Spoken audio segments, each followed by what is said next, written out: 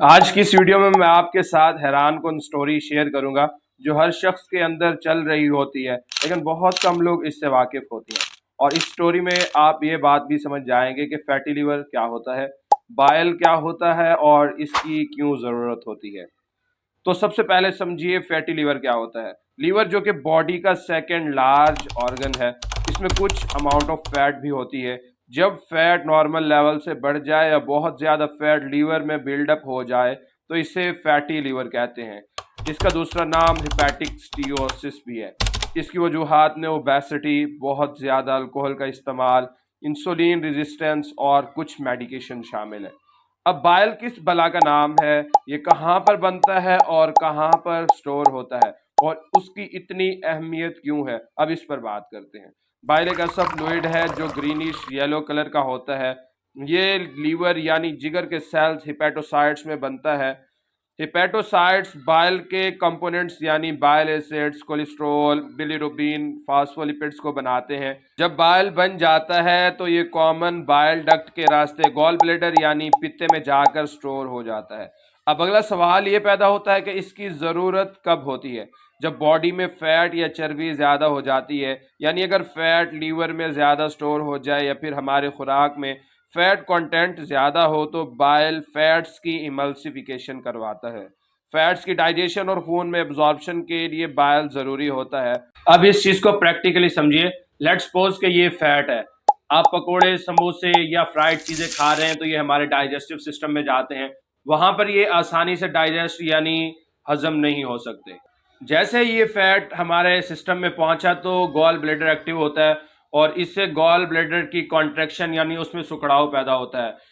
इस सुखड़ाव की वजह से यानी कॉन्ट्रैक्शन की वजह से गॉल ब्लैडर में store bile second part of duodenum यानी कि हमारी छोटी आंत के ड्यूडिनम में आ जाती है। वहां पर इस फैट्स पर आकर एक्ट करेगा वो बाइल और उसको छोटे छोटे पीसेस में इस तरह तोड़ देता है।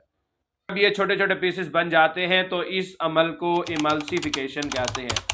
अब इस इमल्सिफिकेशन के बाद इस फैट्स का सरफेस एरिया बढ़ जाता है, क्योंकि फैट की तोड़ फोड़ के लिए अकेला बाइल ज़रूरी नहीं होता, बल्कि कुछ एंजाइम्स ऐसे होते हैं जो बाइल की मदद करते हैं और इस तरह बड़े बड़े फैट्स मॉलिक्यूल्स को छोटे छोटे फैट्स मॉलिक्यूल में कन्वर्ट कर दिया जाता है।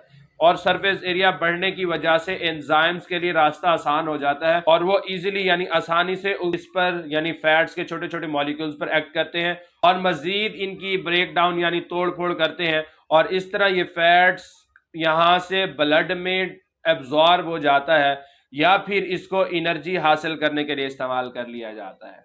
यही तरीका होता है बाइल का फैटी लीवर के केस में भी। वहां पर तोड़ फोड़ के बाद अपने साथ ही स्मॉल इंटेस्टाइन में ले आता है, जहां पर एंजाइम्स इसकी तोड़ फोड़ करके इसे डाइजेस्ट करवा देते हैं। इस तरह लीवर से कोलेस्ट्रॉल और टॉक्सिन्स को भी अपने साथ ले जाता है।